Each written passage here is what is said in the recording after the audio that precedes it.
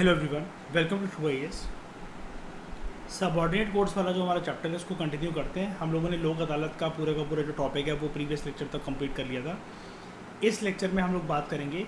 Permanent Lok अदालत के बारे में। ये कुछ ऐसा कोई बहुत ज़्यादा अलग टॉपिक नहीं है, लोक अदालत से मिलता जुलता टॉपिक है, लेकिन अभी अलग से क्यों दे रखा है अभी आपको थोड़ी देर में समझ में आ जाएगा। जो लीगल सर्विस अथॉरिटीज़ एक्ट है ना 1987 का, जिसके तहत एक स्टैट्यूटरी रिकॉग्निशन मिला लोक अदालत को, एंड नालसा जैसी बॉडीज़ जो हैं वो आती हैं, इसको ना 2002 में अमेंड करा गया था। ठीक है, आप कंफ्यूज मत होना, पूरी कहानी अगर मैं शॉर्ट में अगर रिकॉल कर रहा हूँ, 1987 का एक्ट है, इम्प्लीमेंट होता है 1995 से, हमारे बर्थ ईयर से। ठीक है, अमेंडमेंट इसकी होती है साल 2002 में। ठीक है, in order to provide for the establishment of, अब बोला क्या कि there should be a permanent Lok Adalat, ऐसे केसेस के साथ डील करने के लिए जो कि पब्लिक यूटिलिटी सर्विसेज के साथ हो। कुल मिलाकर जनता जो रोज़मर्रा के जीवन में जो भी सर्विसेज यूज़ करती है, टेलीफोन कंपनीज़ के साथ उनकी डीलिंग है, इलेक्ट्रिसिटी कंपनीज़ के साथ उनकी डीलिंग है, कोई वो दूध दही लेने जा रहे हैं या फिर कोई वाईफाई का कनेक्शन लगवाया और कहीं पर वो ट्रैवल कर रहे हैं, किसी भी प्रकार से अगर जनता को लूटा जाता है और सामने वाली पार्टी अगर इनके पैसे वापस ना करे या फिर बेसिकली जनता को सता रही है सामने वाली पार्टीज़, या फिर इनका काम नहीं बन रहा, सामने वाली पार्टी ने पैसे भी रख लिए, उनको सर्विस नहीं मिल रही है रिक्वायर्ड टाइम पे, तो बेसिकली एक प्रकार से ये एक कंज्यूमर कोर्ट की तरह बनकर ये उनकी मदद करेंगे, पब्लिक यूटिलिटी सर्विसेज। अब ये पब्लिक यूटिलिटी सर्विसेज को अगर जानना है ये क्या है, तो जैसा कि मैंने जितने एग्जांपल्स दिए वही एग्जांपल आपको यहाँ पर मिलेंगे। जस्ट अ मिनट, आपको एक चीज़ दिखा देता हूँ।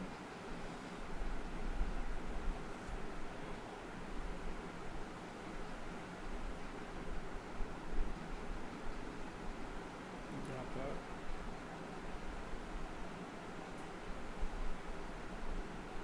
ये लो, यहाँ पर आ जाओ। इलेक्ट्रिसिटी मैटर्स, टेलीफोन बिल्स के मुद्दे, म्यूनिसिपल मैटर्स के मुद्दे, हाउस टैक्स रिलेटेड से मुद्दे, सेलुलर कंपनीज, इस तरह के जो ये मुद्दे हैं, ये सर्विसेज ही तो हैं जो कि लोग जो है लेते हैं, या कंज्यूमर ग्रीवेंस केसेस कोई जो हैं नॉर्मल, कुछ भी मतलब मान लो कि आपने कोई भी एक ड्रिंक मंगवाई है, सॉफ्ट ड्रिंक मंगवाई है, वो अच्छी नहीं निकली, या फिर उसके अंदर से कोई चीज़ें निकली, आपने कंपनी को मेल करा, लेटर लिखा, सब कुछ करा, वो कंपनी रिप्लाई नहीं दे रही है, कंपनी कह रही है नहीं हम रिफंड नहीं कर सकते, हम एक्सचेंज नहीं कर सकते, जो भी नहीं कर सकते। अब भाई आप ही चाहते हो मैंने पैसा खर्च करा हुआ है तो I should get the desired quality of the product जिसके लिए मैंने पैसा खर्च कर रखा है, आप फाइल करो ऐसे केसेस। ये भी एक पब्लिक यूटिलिटी सर्विस है। तो मतलब जितनी सर्विसेज आप इमेजिन कर सकते हो श्रेया, उतनी सर्विसेज। ये नहीं कि आप ऊपर वाले भी स्टेक हो जाएगा, क्योंकि वहाँ पर भी एक्सेट्रा दे रखा था, इनन्यूमरेबल सर्विसेज हो सकती हैं बस।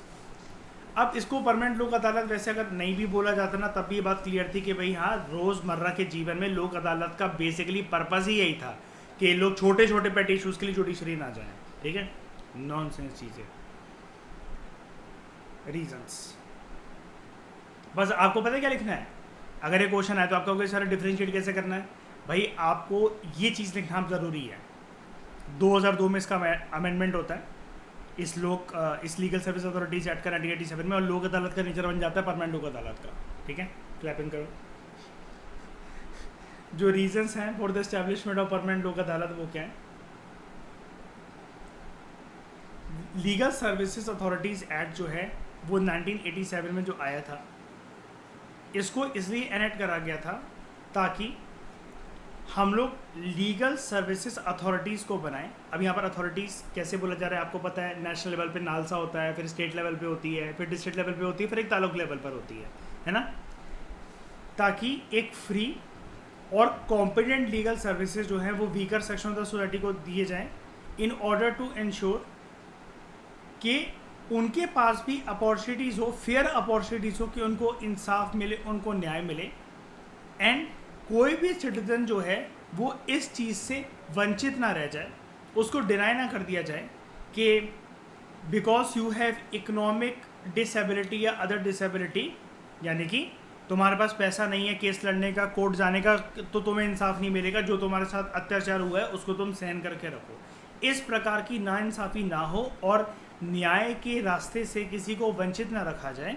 तो लोक अदालत को ऑर्गेनाइज करा गया था। अब ये ऑर्गेनाइज करा गया था कुल मिलाकर बेसिकली कि स्टैट्यूटरी रिकॉग्निशन इनको मिली थी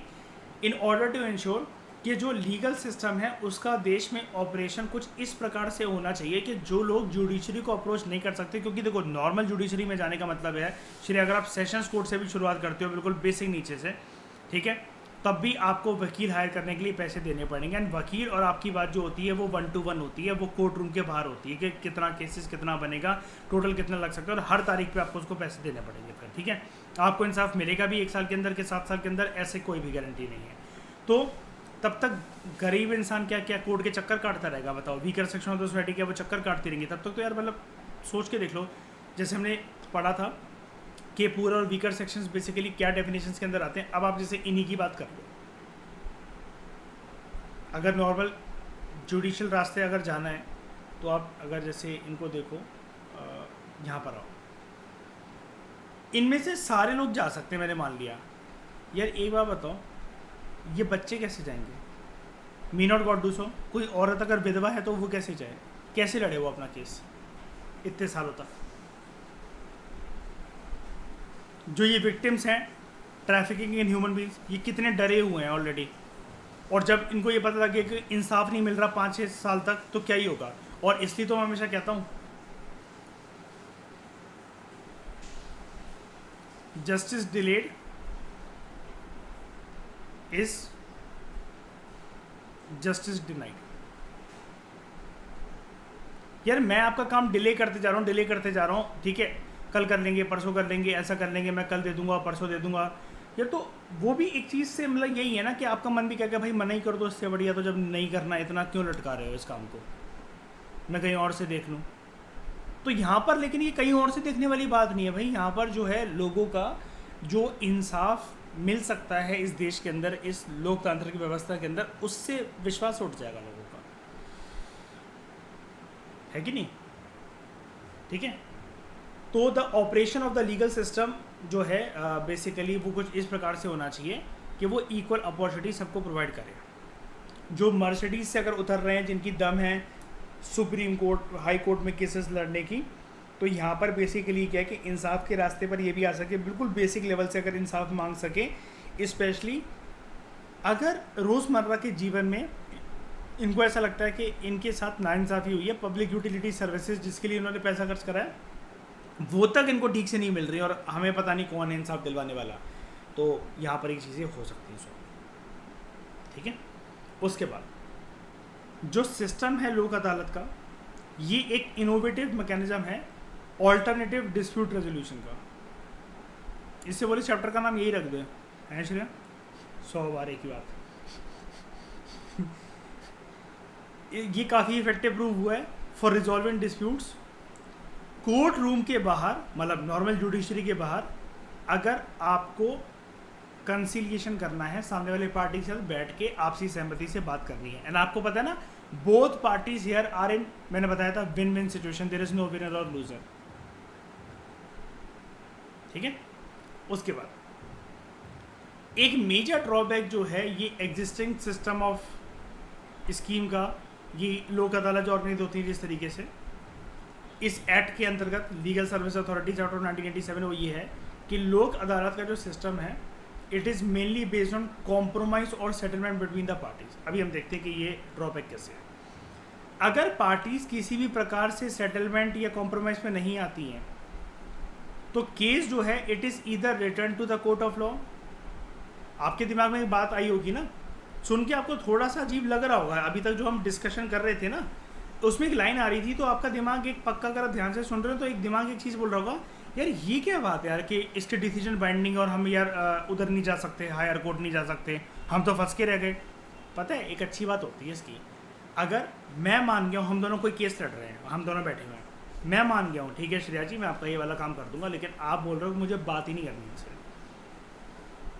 अगर आप 1% भी अगर आपको वो है कि आप मेरी बातों में हामियां नहीं भर रहे हो,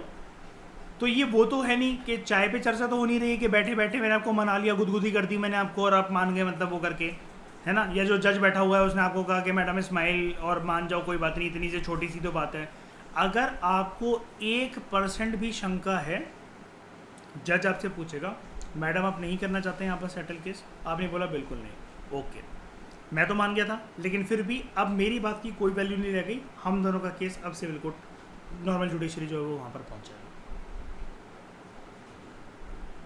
ये चीज़ है, ठीक है, इसलिए मैं उसको उस चीज़ को होल्ड करके रख रहा था इतने टाइम तक, समझ गए। उसके बाद if the parties do not arrive at compromise और सेटलमेंट, कोई भी एक पार्टी भी हो सकती है वो तो, है ना। और अगर एक ही नहीं हो रही तो ऑब्वियस ही बात है ना कि दूसरा वो ये नहीं देख रहा अपने आपको विन विन सिचुएशन के अंदर। The case is either return to the court of law या parties are advise to seek remedy in the court of law. अब ये क्यों बोला गया, ये दोनों चीज़ें क्यों लिख रखी हैं, याद है कोर्ट ने दिया था इनको केस कभी कभार, पहला वाला केस ये बन रहा है, ये और तो मैं लक्ष्मण रेखा बना देता हूँ, ये एक लक्ष्मण रेखा है,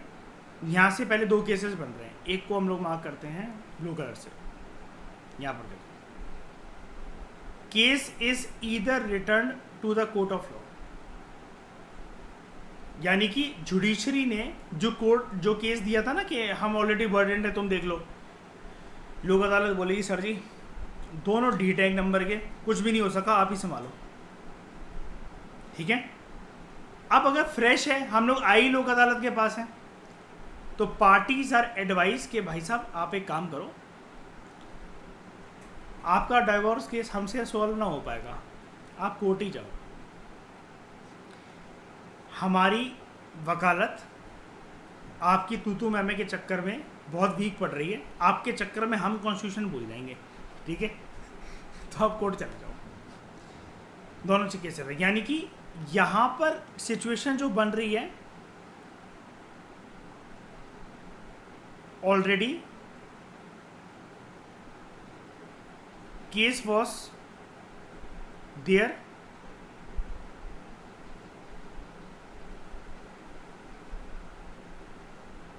इन द जुडिशियल कोर्ट्स, यहां पर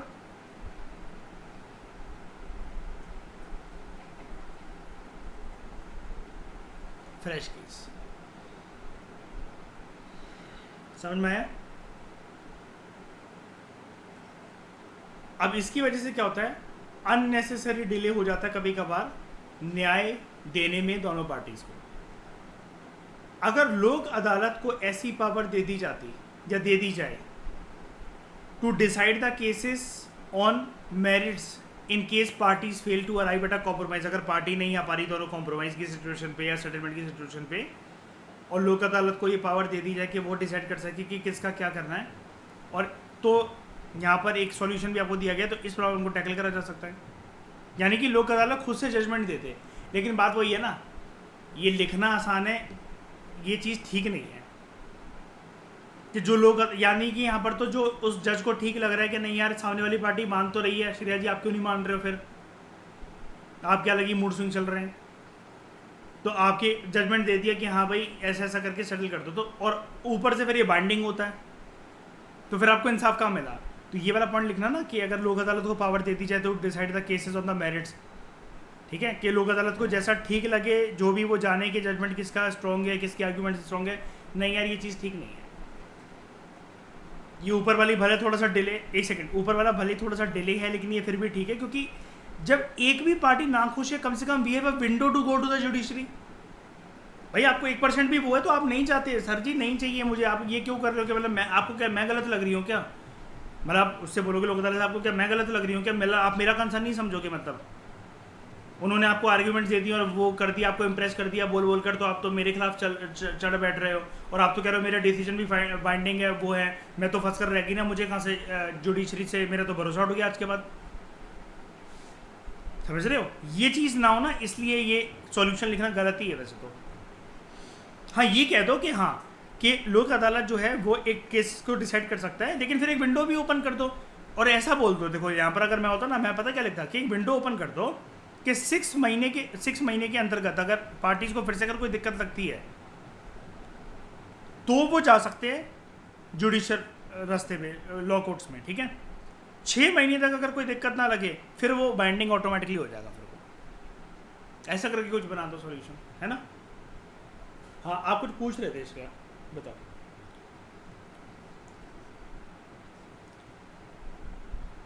हाँ हाँ, ये नहीं था, ये 2002 के अमेंडमेंट के बाद ये परमानेंट लोक अदालत में थोड़े थोड़े इसके फंक्शन चेंज करे गए थे। हाँ बस यही बात है।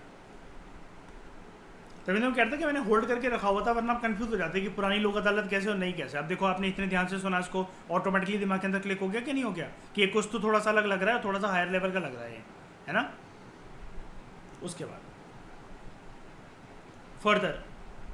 Cases which arise in relation to public utility services. अब ये क्या होती है, जैसे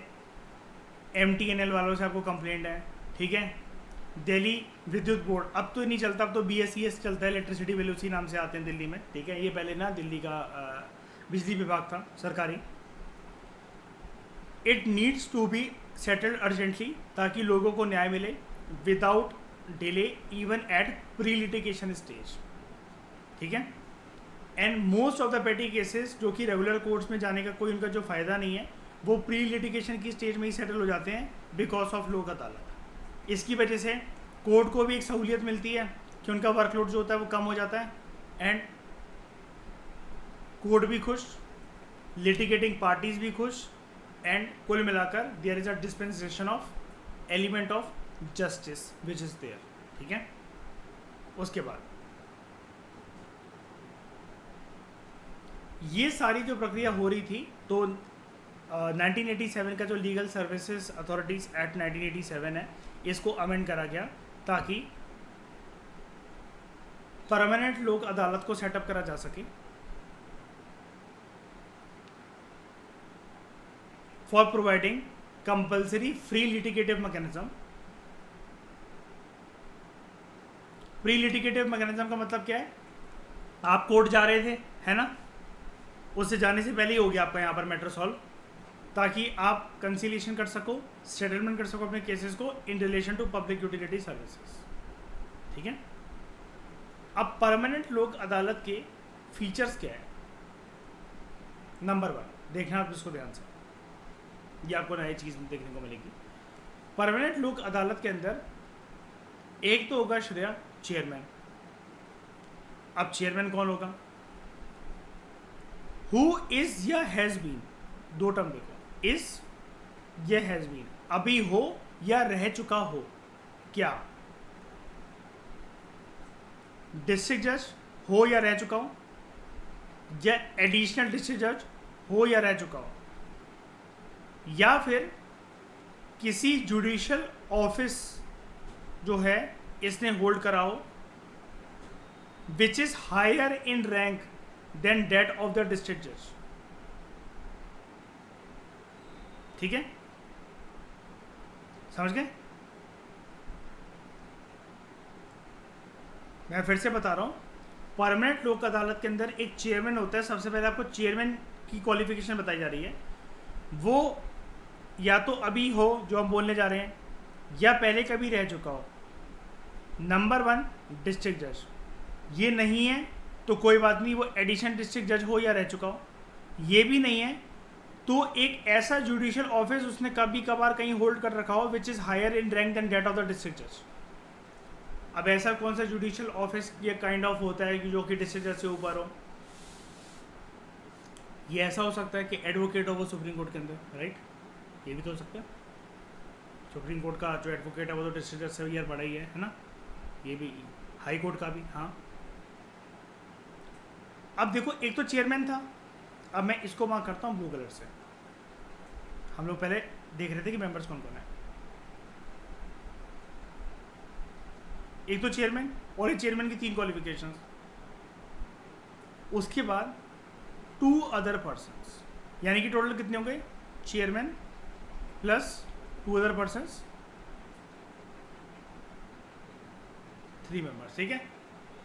2 other persons having adequate experience in public utility services, कि वो जानते हैं कि हाँ भाई ये डेली लाइफ के अंदर कैसे बेवकूफ़ बनाया जाता है ये बिजली विभाग के द्वारा, या फिर ये जो टेलीफोन जो कंपनीज होती हैं ये लोगों के पैसे कैसे काट लेती हैं, या फिर जो भी है, मतलब ये जानते हैं, उनका एक्सपीरियंस है उसमें, ग्राउंड लेवल पे इन्होंने डील कर रखी है, यानी कि ज़मीन से जुड़े हुए लोग होते हैं, लेकिन एक्सपीरियंस होता है इनका, पढ़े लिखे लोग। यहाँ तक क्लियर? अगला पॉइंट,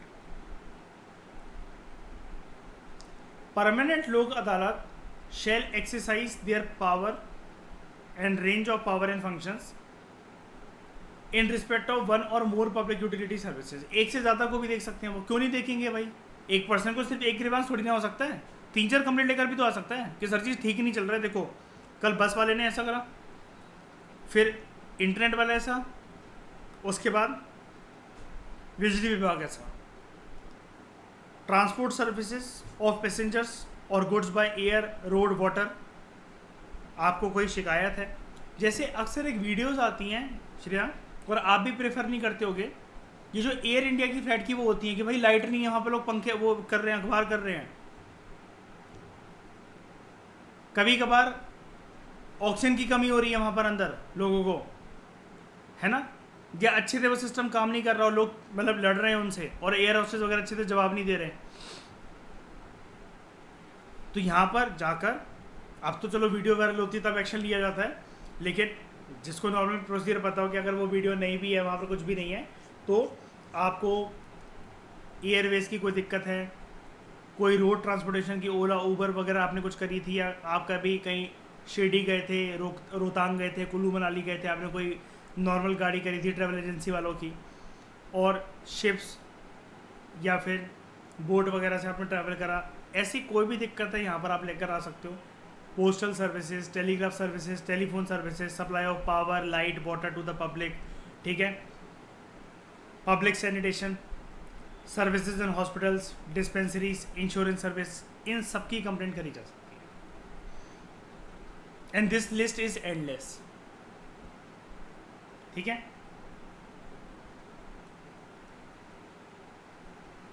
अब यहाँ पर अगर आपको केस फाइल करना है लोक अदालत के अंदर, तो लोग जो परमानेंट लोक अदालत है वो कौन से केस को देखेंगे जहाँ पर मुद्दा कितने रुपए तक का हो। यार आपको किसी से 2 करोड़ रुपए लेने हैं, तो अब सवाल ही उठता है कि हम लोक अदालत जाएंगे या फिर जुडिशरी कि लोक अदालत बैठ के बात करवा देगा 2 करोड़ के मुद्दे के बारे में। तो देखो देख लेते हैं, परमानेंट जब ये अमेंडमेंट करा गया 2002 में, उसमें ये बोला गया कि परमानेंट लोक अदालत जो है उनकी जुरिस्डिक्शन जो है प्रिसाइज वे में पेक्यूनरी जुरिस्डिक्शन जो है वो इस रेंज तक जाती है ऐसे केसेस के साथ जहाँ पर अमाउंट जो हो वो मैक्सिमम 10 लाख रुपए तक का हो, यानी कि जो लेन देन है पार्टीज के बीच में, जो कॉम्प्रोमाइज सेटलमेंट का जो मुद्दा है 10 लाख रुपए तक का हो। लेकिन ये जो अपर सीलिंग है, अपर लिमिट है, ये जो रेंज है कि ये सिर्फ 10 लाख रुपए तक वाले मुद्दों को, केसेस वालों को ये संभाल सकते हैं। सेंट्रल गवर्नमेंट अगर चाहे तो इसको इंक्रीज कर सकती है फ्रॉम टाइम टू टाइम। ध्यान रखने वाली बात ये है, central government can increase, not parliament. हम लोग हमेशा हर जगह पढ़ते हैं ना कि पार्लियामेंट इंक्रीज, पार्लियामेंट डिक्रीज, ऐसा करके सेंट्रल गवर्नमेंट। तभी तो मैं कहता हूँ देखो श्रेया कि पॉलिटी और इकोनॉमिक्स में लॉजिक नहीं लगते भाई, जो है वो है। अब हम भी सोचेंगे पेपर में अगर क्वेश्चन है यार ये लोक अदालत है, इसका सेंट्रल गवर्नमेंट से क्या लेना देना, और दिमाग पता है बंदे का कैसे जाएगा, नहीं this will be interference of executive in the domain of judiciary, और एनजीएसी को भी ऐसे हटाया गया था, और ये भी वही वाली बात हो गई। बंदा बहुत कुछ सोच जाता है फिर एग्जामिनेशन हॉल में बैठे बैठे, और फिर वो पता क्या सोचता है, अरे मैं तो सारे लॉजिक मारे पक्का, ये तो काफ़ी ईजी था, घर आके देखा अरे यार गलत हो गया, ठीक है। उसके बाद क्योंकि हर एक चैप्टर और हर एक सिनेरियो अलग है दूसरे सिनेरियो से, यूनिवर्सली एप्लीकेबल अगर होता तो फिर 5-6 चैप्टर्स में पूरी पॉलिटी बाइंड अप हो जाती है ना। हम लोग लिखते थे, रूल्स बनाते थे कुछ कि जुडिशियल रिव्यू हर जगह एप्लीकेबल होता है, ऐसा होता है वैसा होता है, वही वाली बात है ना कि कुछ कुछ चीज़ें तो ऐसी भी हैं कि no court of law can challenge it anywhere. हम पढ़ते ना बहुत बार कि प्रेसिडेंट के इस डिसीजन को ऐसे करके आप किसी भी कोर्ट ऑफ लॉ में चैलेंज नहीं कर सकते, स्पीकर के इस चीज़ को आप कोर्ट ऑफ लॉ में चैलेंज नहीं कर सकते, तो वो चीज़ है वहाँ पर जुडिशियल रिव्यू यानी कि नहीं हो सकता। Permanent Lok Adalat shall have no jurisdiction in respect of any matter related to offence, जैसा कि हमने पढ़ा था नॉन कंपाउंडेबल, नॉन बेलेबल, तब नहीं है उनकी पावर। तो ये चीज़ पुरानी लोक अदालत में भी और ये परमानेंट लोक अदालत में भी ये बरकरार रखी गई। ओके, उसके बाद before the dispute is broad before any court, कोई भी जो पार्टी है जो कि डिस्प्यूट में जो फंसी हुई है वो एक एप्लीकेशन दे सकते हैं टू द परमानेंट लोक अदालत, हम डिस्प्यूट को सेटल करवाना चाह रहे हैं। याद है ना, हमने पहले भी पढ़ा था कि एक बंदा भी एप्लीकेशन दे दे कि सर जी दूसरे वाले को बुला लो यहाँ पर, पार्टी को, क्यों हमें फालतू में वहाँ पर जाना, कोर्ट वोट में टाइम वेस्ट होगा, यहाँ पर बैठ के आपसी सलाह कर लेते, सहमति कर लेते, वो मेरा फोन तो उठा नहीं रहे, फॉर एग्जाम्पल, ठीक है। After an application is made to the permanent Lok Adalat, no party to that application shall invoke jurisdiction of any court in the same dispute. फिर आप ऐसा नहीं है कि यहाँ पर भी आपने एप्लीकेशन दे दी, इन्होंने आपको बुला लिया, आप साइमल्टेनियसली कोर्ट में भी केस लेकर चले गए अपना, ऐसा नहीं हो सकता। आपको बोल दिया जाएगा भाई साहब आप एक चीज डिसाइड कर लो, ठीक है। उसके बाद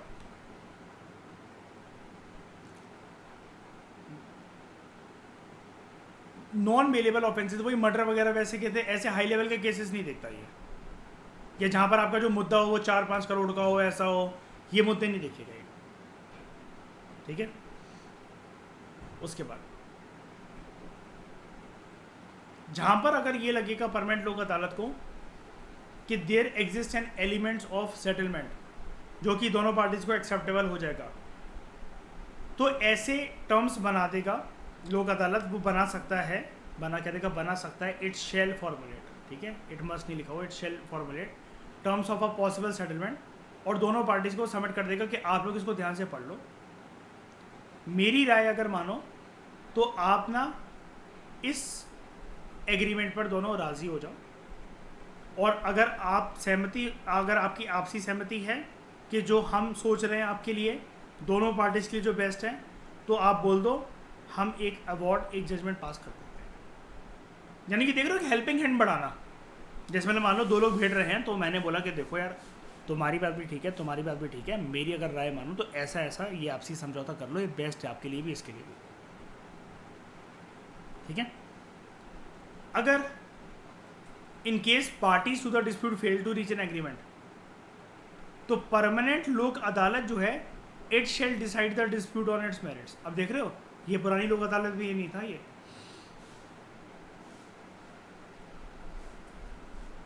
अगर एग्रीमेंट हो ही नहीं रहा है, देखो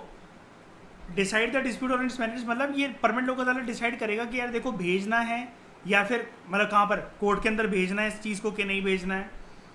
या फिर क्या चीज़ है। हाँ वो अलग बात है कि अगर आप देखो खुश नहीं हो तो ऐसा नहीं है कि ज़बरदस्ती कर देते हैं, लेकिन मेरिट्स के बेसिस पर बेसिकली मतलब बात ये है जब इसको ये लगता है कि भाई कोर्ट भी ये बेवकूफ़ी वाली बात जो इनमें से एक पार्टी कर रही है, बंदा या बंदी या फिर 2 बंदे बैठे उनमें से एक बंदा जो है मान ही रहा और कोर्ट भी ये यही फैसला देगा, ये बेवकूफ़ मन है इसका, तो लोक अदालत, ये परमानेंट लोक अदालत फिर कुछ भी मतलब जजमेंट फिर अपने हिसाब से पास कर देता है। बहुत सारे लोग तो फिर टाइम वेस्ट भी करते हैं ना कि हम तो वो कोर्ट चले जाएंगे, वो चले जाएंगे, जब इसको पता होता है कि कोर्ट बर्डन हो जाएगा भाई फालतू के अंदर, जब ये पास कर चुका है वो जजमेंट वगैरह, तो कोर्ट के पास ये केस जाएगा भी, तो वो भी इसके ऊपर यही जजमेंट पास करने वाले हैं, इस केस में दम ही नहीं है, तब दे देता है ये जजमेंट,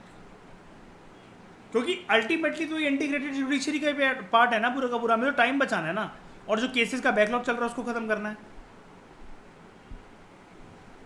तो every award, every judgment, every ruling, award अब तो आप समझ गए ना,